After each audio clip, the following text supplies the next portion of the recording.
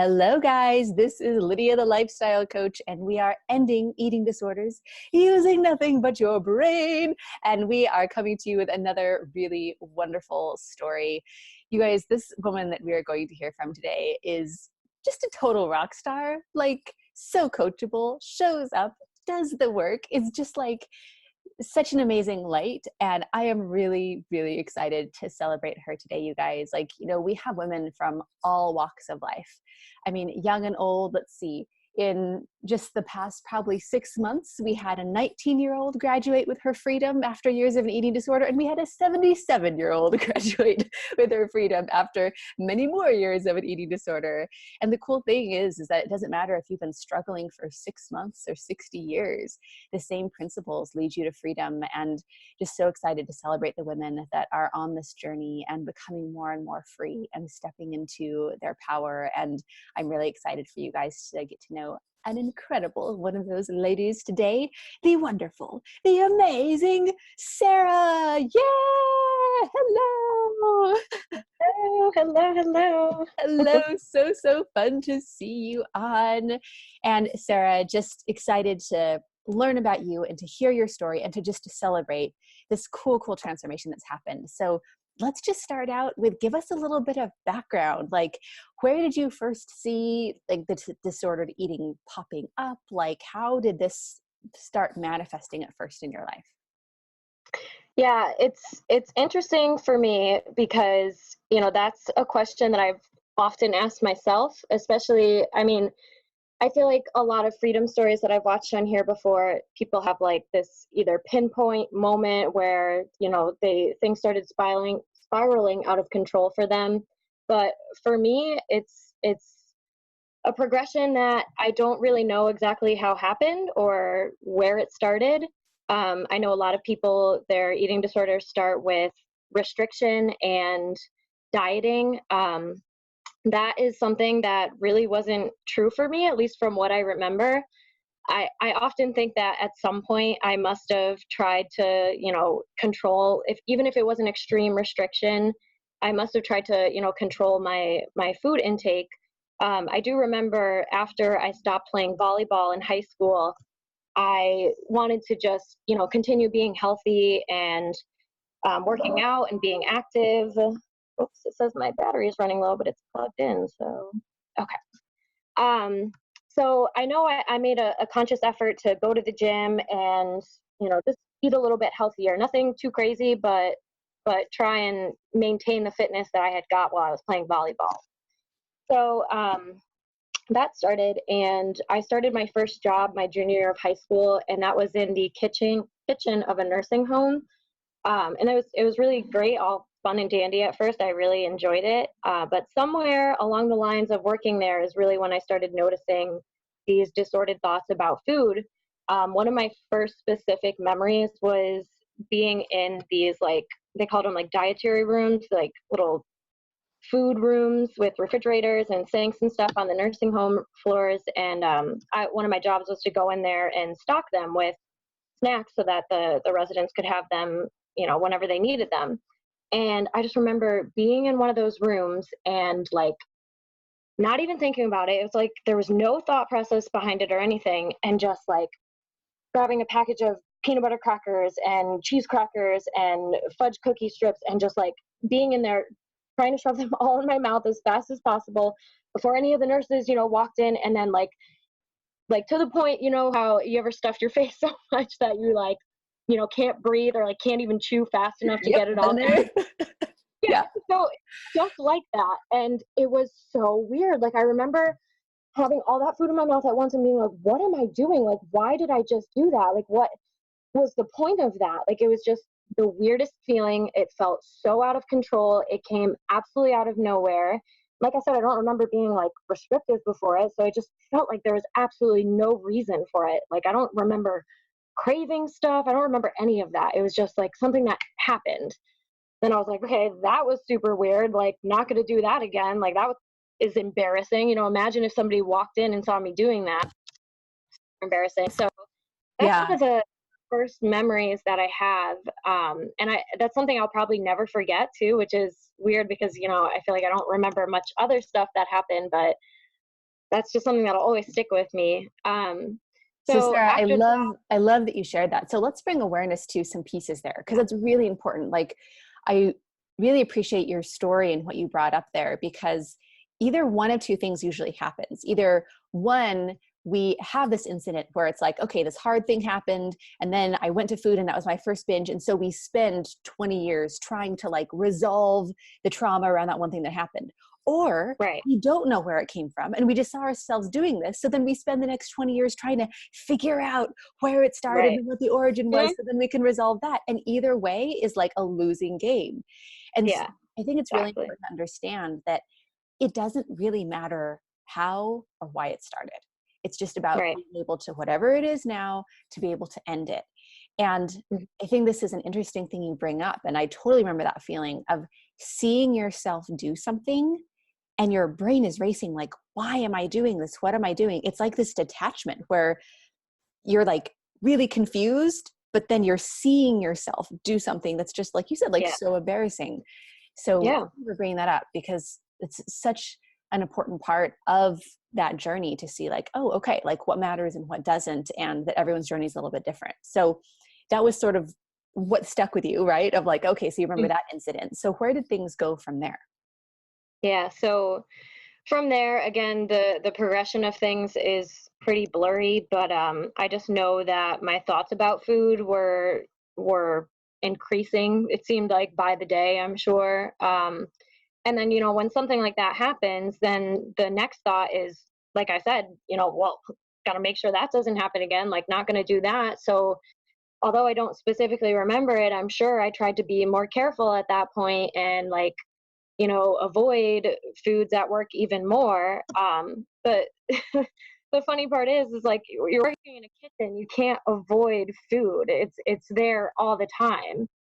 So yeah, I just started thinking about food a lot more. I started having more treats at work, and I remember just being like mad at myself and just having a lot of guilt around it. Like, why can't I resist the treats? Like, why does it seem like everybody else here doesn't seem to think or care about the food? Like, how can you not care about the food? Like, there's food everywhere, that kind of thing. And it was, when you think of nursing home food, like it sounds like ew, gross, but I'm talking more about the like snack stuff that they have prepackaged things.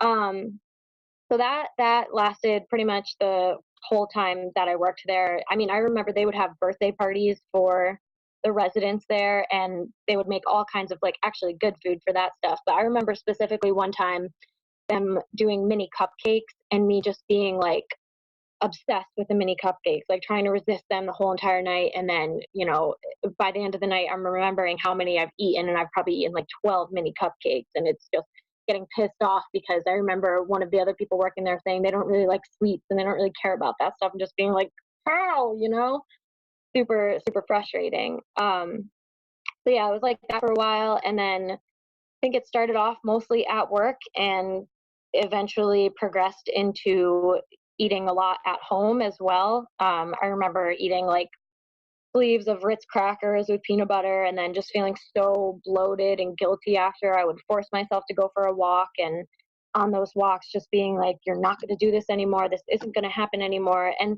at this point, still not knowing like what was happening or what was wrong with me, it was just like I didn't know what it was called. I didn't know anything about it. But somewhere along the line, I know I was researching it, looking it up, and finally I found the term binge eating disorder, and I was like, God, that's me. And again, feeling this incredible sense of like guilt and just like self-loathing. Like, how did I let this happen to me? Like, I'm not someone who has an eating disorder. I'm not like, and reading, other people's stories, how it starts with dieting and all that. And I'm like, that's not me. That's not how this happened. And so just feeling really lost and confused and alone and like everything was wrong. Um, but little did I know things were going to get much, much, much worse, which is, at that point would have been crazy to think about because, when you're at that point, you feel like, how could things be any worse? How could I lose any more control? But sure enough, I did. So I ended up leaving that job and working where my mom works, which is the food and nutrition department of a hospital. So again, it was another kitchen, and at some point there, it just, things got out of control even more, and the food choices were even more because it was a bigger facility and the food was better, believe it or not. So there was like actual, like, rather than just snacks and stuff, there was like pizza that they would make and mac and cheese every day, like things that they would make every day because they would have to have them for the patients. And it was just like the temptation of everything, the temptation of I shouldn't eat this and I shouldn't eat that. But, telling myself that was really what was making everything worse. And something that I've thought about a lot along my journey is I've never been someone who I think physically restricted. Like, I'm not going to say I never physically restricted because that's definitely not true. But I wasn't like one of those people that would go all day without eating and then binge. Like, I know that's a lot of people have cycles like that. But for me, it was more the mental restriction, the constant, I shouldn't be eating this. I shouldn't want this. It's wrong to want this. This is a bad food. This is a good food, all of that. And that's really what drove the obsessive thoughts about food. But yeah, at that point, working in that new kitchen with all the new food selections and everything, actually, it's funny because I remember when I first switched to that job, I thought things were going to be better because I wasn't as comfortable there. There was more strict rules about what you could eat and what you couldn't eat, and I just remember thinking, like, this is great. Like, this is going to be the end of things. Like, this is where things are going to change. And within probably 6 months, I know at a year of working there, I was 100% comfortable with everybody there. Everything, I was eating whatever I wanted. Even I was eating things I didn't want to eat, but what Chatter said I really wanted. And yeah, it just felt like everything was out of control. I felt like I had no control around food. I felt like I was a crazy person. And it was, again, this constant comparison to everybody else who I worked with. Funny because I remember people specifically telling me, like, 'cause I would make comments about, how do you guys work around all this food? Like, don't you want to just eat all this food all the time? In a joking way, because meanwhile, I'm this, like, small girl, and everyone's like, no one would ever imagine how much I was actually eating when no one was looking. Um, and I remember people saying, yeah, it's like that in the beginning, but then you just get sick of it, like you get sick of the cookies and the cake that's always around and the mac and cheese, pizza, whatever. Like, you'll get over it. And I'm like, yeah, sure. Like, okay, never got over it. Yeah. And I mean that, I know that comparison, right? Of just like, it's like the more that this goes on and then you share things here and there and you start seeing how, like you said, that lonely feeling of like, Yeah. nobody else feels this way. Like, that's going away for other people. And they're like, oh gosh, I'm so sick of those cookies. And you're just like, this is not going away for me. Yeah. And I really, want to highlight as well this idea, because this keeps people in the cycle for so long of, okay, well, this thing in my life is changing, so it's going to get better now, right? Okay, I'm changing a job, so I'm sure things are going to get better. Okay, well, I'm changing my diet, so I'm sure things are going to get better. Okay, well, I'm changing this thing about myself. Well, now that I'm journaling, well, I'm going to move. It's like, well, now I'm in a new relationship. Well, now I'm not in this relationship anymore. And then it's like every sort of milestone in life is like this new beginning of like, now things are going to be different. And it gets more and more discouraging as you go along because it's everything you think is going to change it. And then it gets even worse. And Right. yeah, I know that's a really hard piece of it. So you were working here, Sarah, like you're seeing this like escalating. What was sort of that next thing that happened for you as things got worse? Um, well, also while I was working there, I moved out of my parents' house into my mom's parents' house. Not for, like, I've always had a great relationship with my parents. It was, nothing to do with that. It was just that the house that I grew up in was really very small house for 5 people, and I'm a growing girl and I just wanted more privacy. And my grandparents had a room in the basement of their house that was open, and they were nice enough to let me move in with them. And it was, again, a big change in my life. And exactly like you were just saying, I remember promising to myself, I'm not going to binge in this house. Things are going to be different in this house. I'm not going to have access. I'm going to be buying my own food. So I'm not going to have access to all the junk food that my parents would buy for, like, my brothers and whatnot. And was exactly like you said, just this vow of everything's going to be different, and this is the end once again. Um, and lo and behold, nothing changed. Absolutely nothing changed. I mean, maybe for like 1 or 2 days in the beginning, I felt like, okay, like new setting, new me, but it wasn't at all like that. And it actually did make things worse eventually because I found myself alone a lot more. I didn't, like I said, my parents' house was really small. So, like, everything that you did, like the kitchen was attached to the living room's attached to my parents' bedroom. Like, you could see everything from everywhere. Um, so I had a lot more privacy, and it was a lot easier to, like, if I wanted to go out and buy things and bring them home and sit in my room and eat all night, basically. And I would bring things home from work, leftover pizza or whatever. And sometimes I would bring things home for my boyfriend and end up eating that too. And like that sense of guilt is just, you know, horrible. Um, and it really just made things completely worse. I mean, it had definitely by this point spiraled into a full blown eating disorder. Whether I mean, I knew it was like a binge eating disorder, but it was also just like it wasn't just the binge eating. It was just the constant thoughts about food, the um yeah, the constant thoughts, the this is bad, this is good, I shouldn't eat this, I should eat that. And I just remember constantly thinking to myself, like, how did this happen? Like, how did I get myself here? How did I let myself get so bad? Um, and then, working in the kitchen at that point was just like an alcoholic working in a liquor store. It was completely destructive. And I feel like the worst part about all of this, because by this time I had been dealing with the eating disorder for probably like 2.5, maybe even 3 years. Yeah, probably like 3 years. And I never told anybody. I was so embarrassed. I felt so like isolated. Like, even if I did tell anybody, what's the point? Like, nobody would understand. And I didn't think anyone would take me seriously too, because of the fact that like my weight never really changed.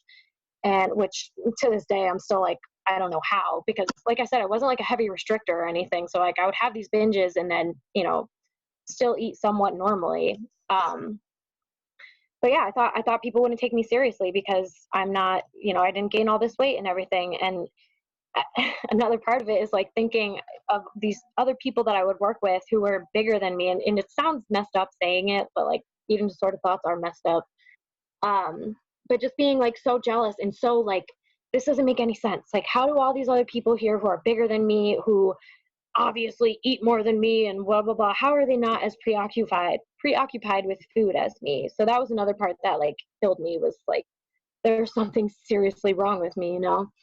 um and it was also somewhere around this time that I briefly opened up to my boyfriend. I mean, I felt like I didn't have a choice, because the way that I would act around him, sometimes it would be like I was super upset and it's not myself, and like super self-loathing. I mean, the self-hatred was like unreal by this point. Even if I didn't show it all the time, like a lot of time it was internalized.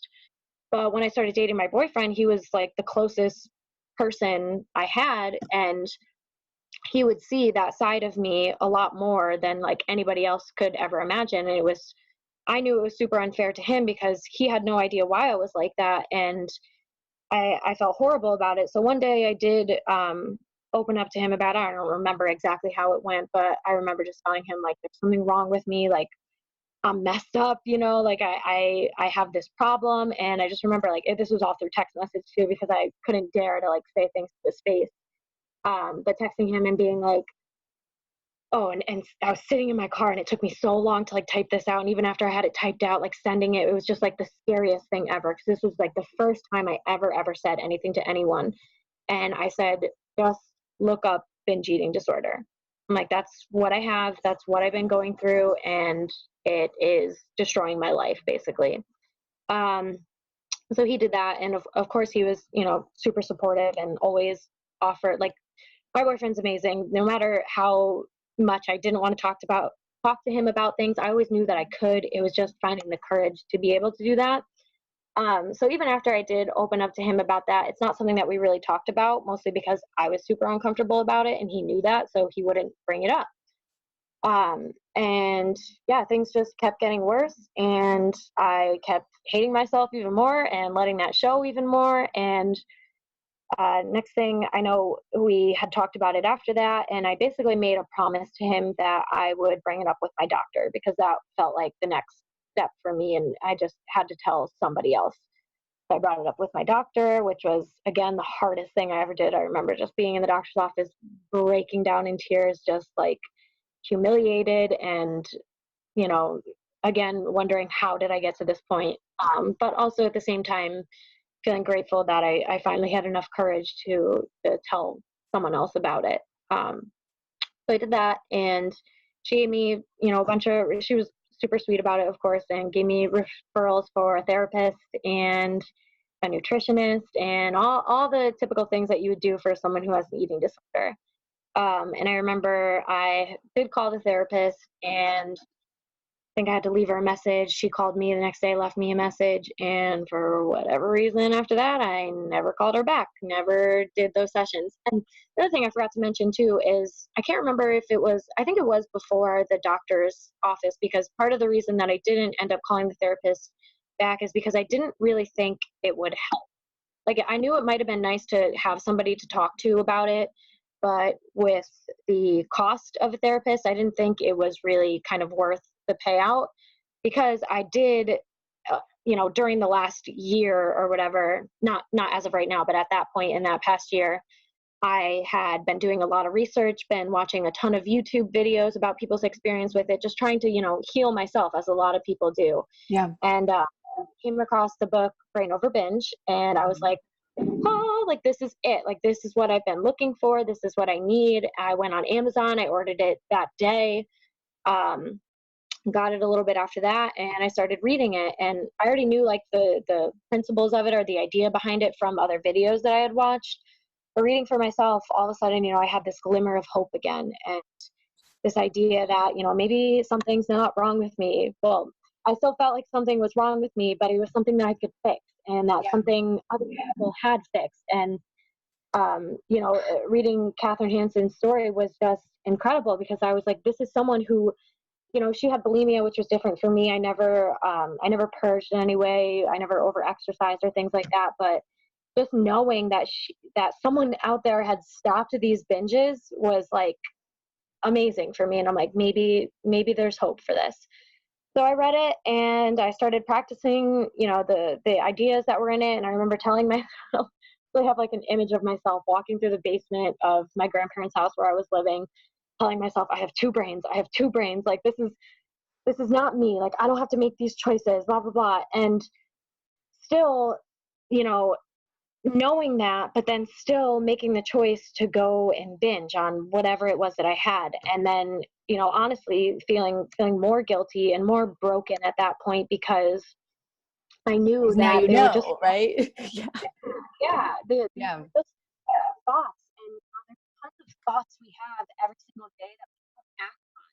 Like, if these are just thoughts, then why can't I just not act on these thoughts? Like, why do I feel so controlled? Like, I have no options, like, everything was just, uh, what was going to happen was what was going to happen. There was no other option. There was no other way to do things. And yeah, I found myself stuck again. I put the book under my bed. I hid it, because I had to hide it from everyone. I couldn't, God forbid anybody ever found that book. Um, and I never really forgot about it. Like, the ideas behind it always stuck with me, because it made so much sense. And Yeah. again, why I didn't really want to go to therapy. And well, I shouldn't say I didn't want to go to therapy, because I did, but again, I just didn't have a lot of money at this point. I just didn't feel like, the copay every time I was going to go was going to be worth it. And I didn't think a nutritionist would help. I just felt hopeless again. And yeah, I mean, things were basically all the same after that, just feeling out of control, completely hopeless. Waking up for work at 6 a.m. shifts, and just feeling like I wanted to die. Like, it was so awful, waking up with a bloated stomach. Like, how did I do this again? Why did I do this again? I know this is going to be the feeling that I get why do I keep doing this to myself? And it was terrible. It was really terrible. I mean, it was getting to the point where I would wake up in the morning sometimes and within 30 minutes be like super nauseous, and being scared because I'm like, why do I feel so, like, like you ever dry heave and it's like you're gagging, but nothing is there. Um, and I remember like looking it up, like, what is wrong with me? And coming across the fact that it was probably that I was, binging at night. So my blood sugar was just going sky high and then crashing. And I'd wake up in the morning and my blood sugar would be so low. And that, makes you feel nauseous and sick. And I remember reading that and being like, wow, like I'm freaking sick. Like I'm messed up, for, for leaving the profanity out. I am messed up. And again, just feeling completely helpless, completely lost, completely alone.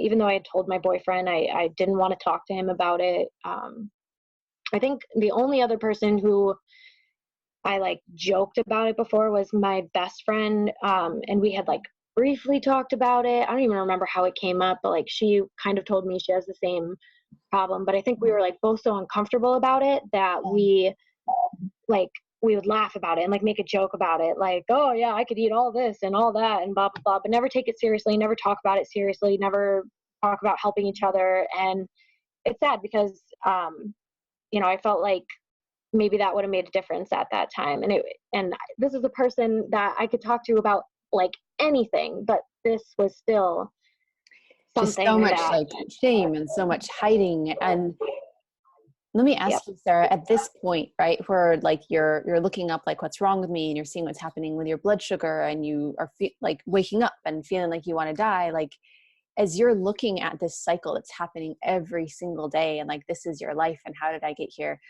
What at that time were you really most worried about was going to happen if you weren't able to fix this?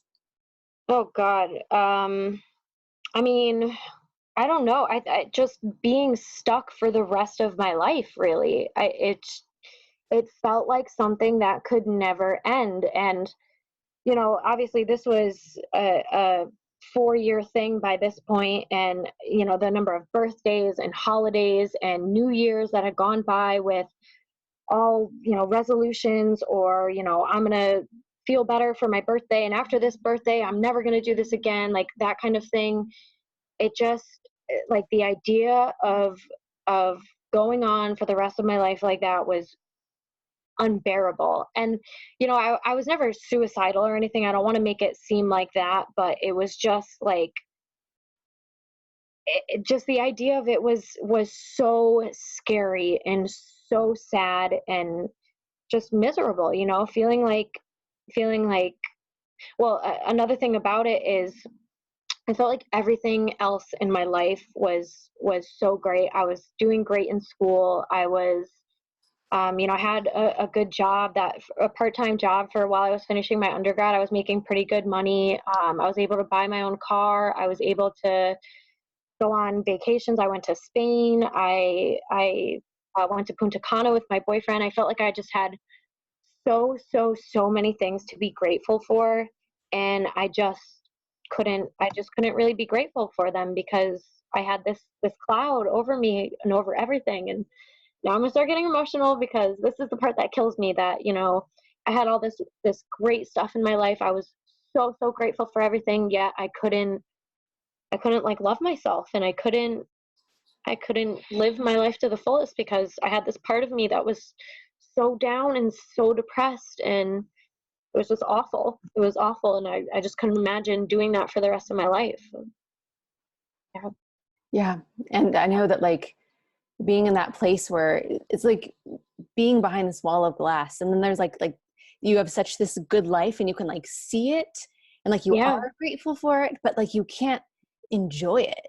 It's Right. this is probably a bad analogy, but it's like eating food that you can't taste. It's just like Yeah.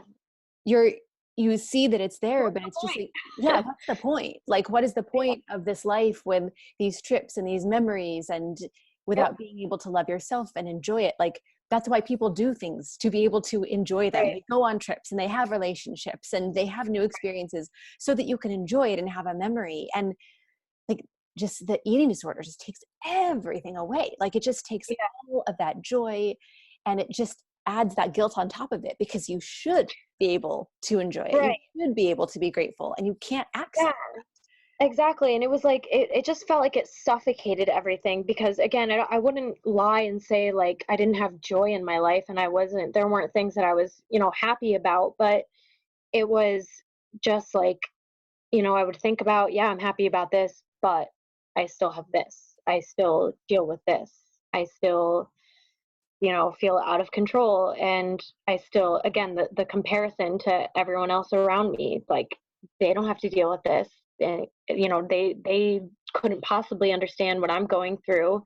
Therefore, I'm not going to, bring it up to them or anything. And yeah, it was just horrible. And like I said, it was suffocating at times. It just felt so, so, so alone.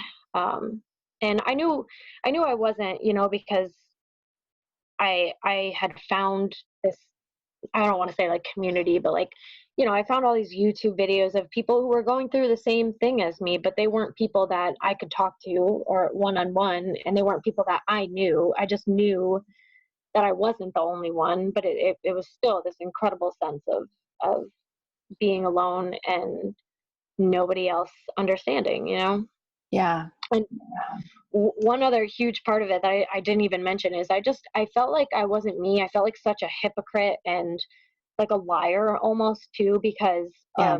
people in my life had looked at me at this point as someone who was super, well, still is. This is still very much me, very, very much passionate about health and fitness and, just living life to the fullest by being your best self, by being in shape and eating healthfully, because that's the only way you can enjoy yourself. But it was just like I felt like everyone looked at me as like this perfect, like an inspiration, kind of like. I know my family would always be complimenting me like, oh, you're so good, like if I can't think of a specific example off the top of my head, but like choosing one food over the other food, or like meal prepping, my family would always be like, oh, you're so good, you even that sentence right there, like you're so good, like that just made me feel like Yeah. you have no idea, like if only you knew. Only you knew what was going on inside this head, because it is not like that at all. And having this illusion of control, other people thinking that I have all this control when really I just felt 1,000% out of control. Like I had no control over food, no control over my thoughts over food. And yeah, it was just, how many times I was working out, not necessarily to undo a binge or something like that, but just working out and thinking like, this is only undoing part of your binge. Like, Yeah. Like no if that matter makes how sense. much you do, like no matter how Yeah. many hours you do this, like it's really not going to make up for all of that. Right. Yeah. Yeah. And knowing that was so scary too, because at the same time, everything, or the one thing that drove everything I did was the fear of gaining weight. Like and it's still like a fear to this day, but it's something that has changed so, so much. Yeah. And I've been able to let go of so much, through your program, of course. And it was the driving factor of everything is I can't gain weight, I can't get fat, I have to stay in shape, I have to have abs, I have to have toned legs and arms and a toned stomach. Like gaining weight would just be the be all end all of everything. Like it would be worse than binge eating. But little did I know that was like the thought that was driving everything.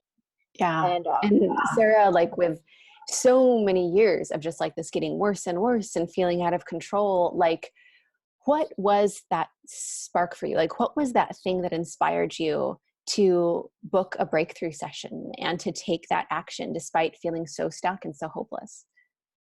So to be very honest, I had found your YouTube videos at this point. I think it was actually your podcast that I found first, and I binge listened to all of them. Every day on the ride to work, ride home from work, every time I got in my car, I was listening to your podcast. Going for walks, and then I remember I just like Googled your name because I was like, well, what else does she have out there? And finding your YouTube videos. And, I know in your videos you would always say, you can book a free breakthrough session. And I just remember thinking, being on the fence about whether I wanted to do it or not and like what would come out of it. And I just remember being at work one day and being like, well, what's the worst that can happen?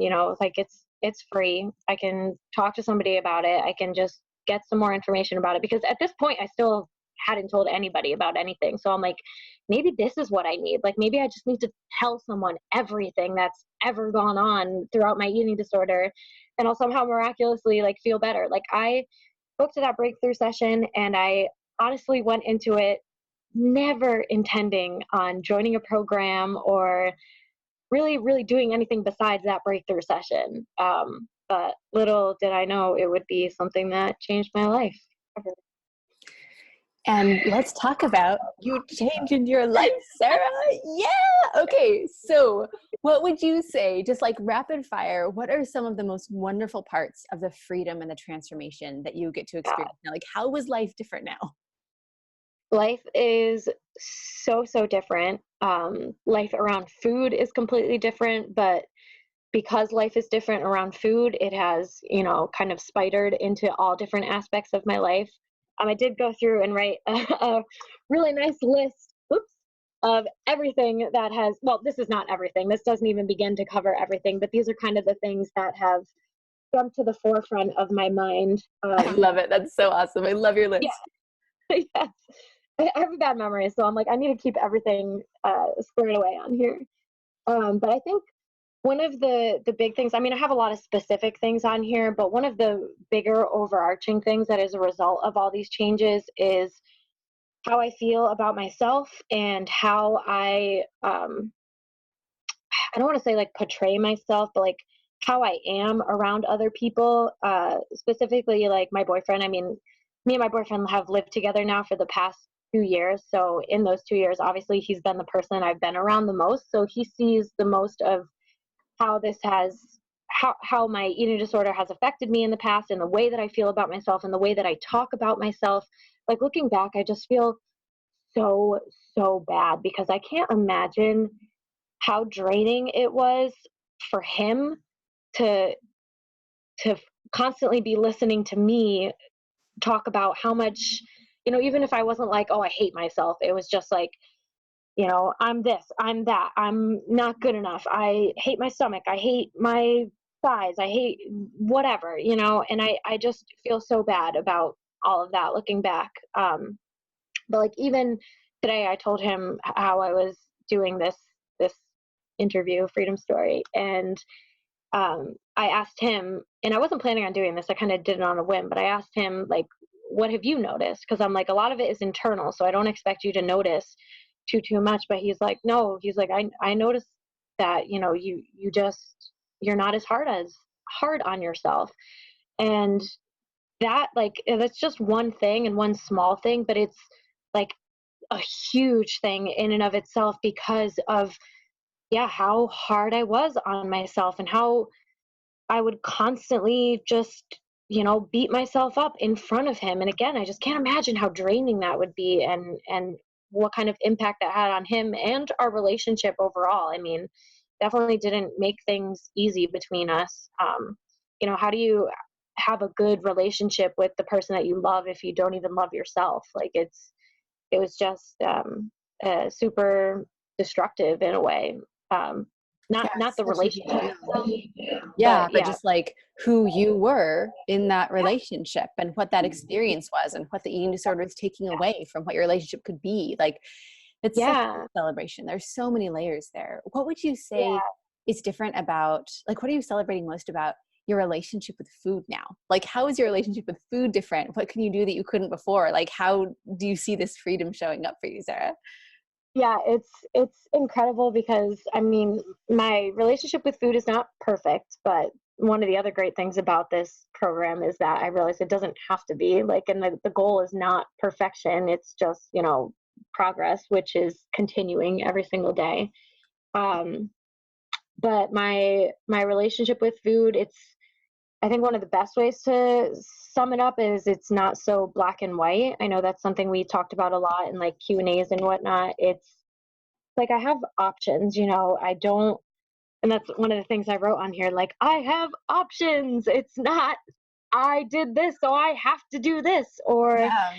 I'm sitting here thinking about food at night, so I have no other choice but to run out to McDonald's down the street or Cumberland Farms and grab a pint of ice cream and just eat the whole thing. And like, just like those were things that felt like I had no control over and I had to do them. And now it's like, oh, like that's just a thought. That's like, I don't have to do anything. Like I don't have to do anything, but I could do this and I could do that. And I could, like I could go on and on and on about all the different options that I have now. So that's pretty amazing. And what is the best part for you about not being controlled by food anymore? Like being able to have any thought or have any food around and know that you're in control and you can do what you want. Like, what is your favorite part about that? Um, I, I mean, I guess just exactly what you said, like that I am in control and that I don't feel controlled by something else that I can't even explain. I just like going grocery shopping is completely different. Grocery shopping used to be this thing where it's either I'm getting all of the things and going to eat all of the things, or I'm getting the bare minimum I need to survive. And, because everything else is so scary. It's like I literally, and I know this is true for a lot of people, I was at the point where I just felt like I couldn't buy snacks. There were so many things that I had deemed binge foods and that I couldn't have in the house. And the only time I would have them in the house is if I already had it in my head that I was going to eat all of it. And I was going, because I had to get rid of it. It can't just be there, can't just be there taunting me. Um, so grocery shopping is completely different. I mean, just the constant thinking about food is also huge. I know in my breakthrough session, I remember specifically saying that the thoughts about food probably took up about like 80% of my daily thoughts and consciousness. And now, I don't know, I haven't really thought about how much it is now, but I don't know, I'd say probably less than 25%. Maybe even that's like me trying to be modest, because it's just not like that at all. I can just go on with my day and not think about food, especially like, Yeah. yeah, yeah, it's incredible, and it's something that I never ever could have imagined. Like when you're so deep in your eating disorder like that, you just, and I know this, like you just feel like there's no hope, like there's no possible way of getting out of this. And I mean, I would even watch the freedom stories that you have, and I would, I knew that it was possible because I didn't think that I was never one of those people that thought they were like fake freedom stories or I know. anything. Sometimes we get there like, how you paid 100 people to lie? And I'm like, nope. I think it's funny as if we were like so suspicious. Exactly, especially knowing that you had done it yourself. And I knew it was possible, but I just felt like yeah, maybe things would get better, but I would probably never be in that place. I'm like I'm too messed up to be as free as those people are. But I'm here to say that's not true. Yeah. Yeah. I'm Oh, just as free as those other people. It's incredible. It's that's great. beautiful. And I'm so, so excited for you with that, Sarah. And what do you love most about being able to enjoy your life and be grateful for the amazing things in the relationships and take a trip and to be able to access and not have your eating disorder keep you from enjoying this amazing life that you have? I think what I love the most is actually something that I came to the realization of this past Monday. I was walking to work from I didn't actually walk to work, but the parking lot is kind of far away from work. So I was walking to work and I was recording a polo actually. And I had to record the polo because I felt such a deep sense of like peace and gratitude for everything that I've been through and for this program and for how deeply my life has been changed. And yeah, I just had to go in the group and celebrate because I was feeling like myself for the first time in, I don't know, like 5 years, however long I've been dealing with this eating disorder. And just like, it was especially significant for me on Monday because I can't even explain to you how many Mondays in the past I would be walking into work feeling so bloated, so disgusting from a weekend of binging. Because I mean, one of my biggest things was like weekdays are for control and for eating clean and you know, things along that line. And weekends are, you know, not even though they would oftentimes, because of that control I would try and have during the week, become like a free for all binge fest. Like even if it wasn't, a lot of the times it would be just like one big binge at night. Other times it would just be, you know, constant eating throughout the day that just turned into like an all day binge.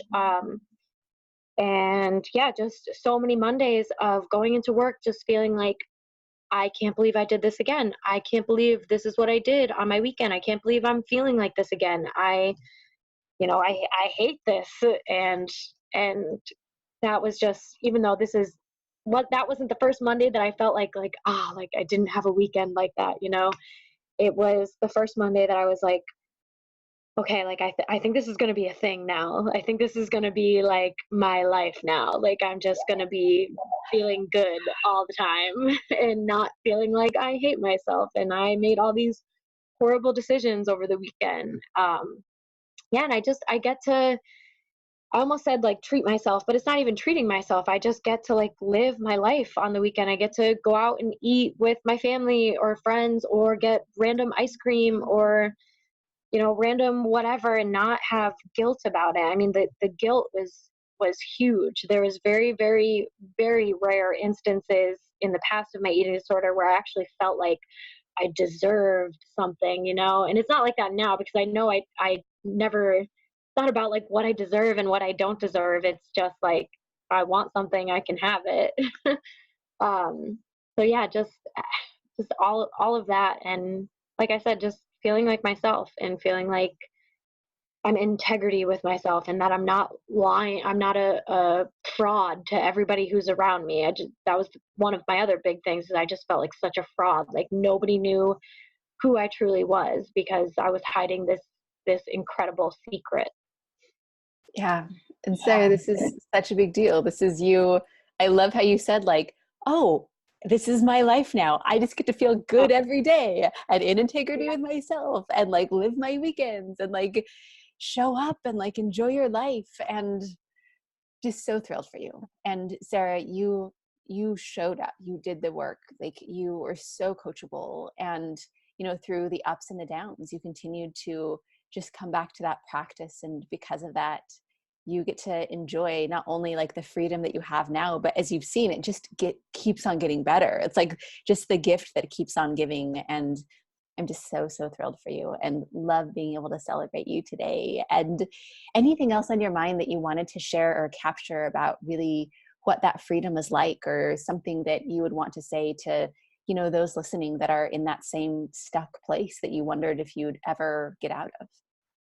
Yeah, I'm double checking my list here, but I mean the list is like I said, just like a lot of specific stuff that I don't need to go through, but it's, I mean, actually something I definitely want to be able to bring up, especially like for other people listening who are, you know, probably in the same position that I was in, you know, watching stories like these and being like, okay, that worked for them, but that's not going to work for me. Or, you know, I'm different. I'm more messed up. I'm more, it's not about what degree of messed up you are. Like anybody can do this. And the fact that, that the way you have this program made is like, it doesn't feel like hard work. And I feel like that is one of the most significant pieces of this, and something that I never could have understand until I started doing it and until I started seeing the changes is like the changes just kind of happen. Like I just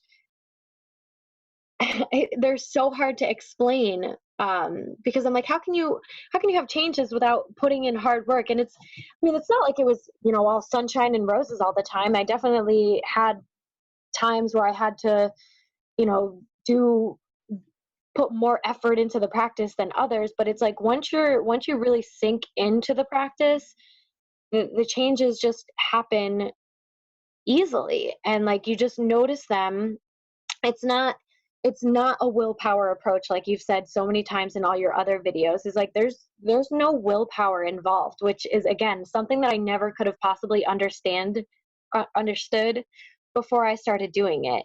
There's none of this like white knuckling it or just like, you know, teeth gritting, like I'm not gonna eat that, I'm not gonna binge, I'm not gonna like it's nothing like that. It's just like you do the practices, and because the practices are actually getting at the root of the problem, which is your, for lack of a better term, messed up brain connections, Yep. it it makes it like almost easy in a way. It's like you get to that root of the problem, and the changes happen as a result of that. Like those changes aren't, I'm choosing not to do this and I'm using all my willpower not to do it. It's like I'm actually changing this part of my brain that had made those things so hard to begin with, but because I'm now changing my brain, now those things are easy. And yeah, yeah. I don't know. I want to be able to explain that better, but I think you like I put said, that so well. I think it was such a good description. And something that comes up so often is like, shouldn't this be harder? Like, how yeah. is all of this happening when it's so like simple, right? It's just like, oh, I'm practicing and these things get to show up. And that's the thing that makes it so sustainable, because you're not going to Yeah. use willpower for the rest of your life. And you're not going to like do something really, really hard for the rest of your life. It's like, Yeah. let's just fix the root of the problem. And then you can just Mhm. see this getting better and better. And thank Yeah. you. It's such beautiful insight, Sarah. And No, so thank you. Lydia, thank you. Because I mean, something I think about often now is where I would be right now if I hadn't found this program. And, you know, even if I had found the program, if I decided not to choose to join during that breakthrough session, like where would I be right now? Like what would I be doing? How would I feel about myself? Like all of those thoughts come to mind. And I know they're not really important because I did choose to do it, but I guess I just wanna like reiterate that for anyone else who's thinking about it and who may be like scared to try it, because it was 1,000% worth it. And even when I think about like other people in the group or whatnot, you know, there's never ever been someone who thought it wasn't worth it. You know, it's the best thing that I've ever done for myself, truly. Yeah. oh, yes. I'm so happy for you. I'm so thrilled for you. And thank you, Sarah. Thank you for sharing your story and your realness and your authenticity that you get to enjoy. Yeah. 'Cause now you can live Thank your you. life as an authentic person. It's just such a beautiful thing. And we are celebrating you and just so thrilled for you and all those you inspire. And anything else on your mind for today?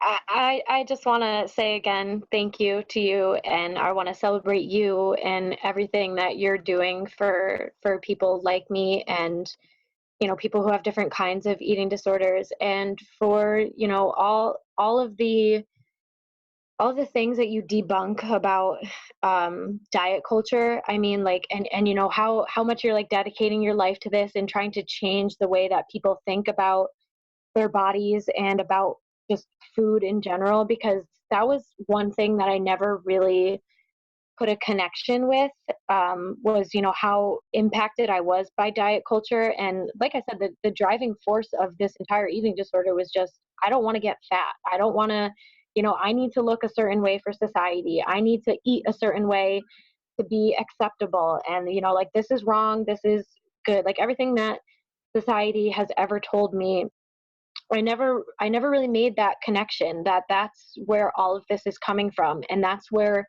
it comes from for pretty much everyone that has an eating disorder, is this desire to be socially acceptable and to look a certain way because we're told that looking this way is the right way to look and looking this way is the bad way to look. And that, like, you know, if you don't have an hourglass figure with 6-pack abs, then you're not healthy and you're not, you know, like, it's just, saying it now is just so ridiculous. And thinking about how many years I spent in that mindset of, I have to look a particular way because that's how healthy, fit people look. Like, no, that's not true at all. And I'm just so grateful that I know that now, and that because of that, I changed the way that I talk about, you know, food, and because I'm just so much aware of how it impacts people and how it can impact the people around me. And I've definitely been guilty of, you know, saying things in the past that are, saying things out loud to other people that are just so destructive and so not helpful. And, you know, being worried about other people in my life who are overweight, and the way that I went about, you know, discussing with them that I'm fearful that they're unhealthy and blah blah blah, because I was really just projecting my own insecurities. And that's just, you know, another way how things have changed, because I'm not like that with the people that I love anymore.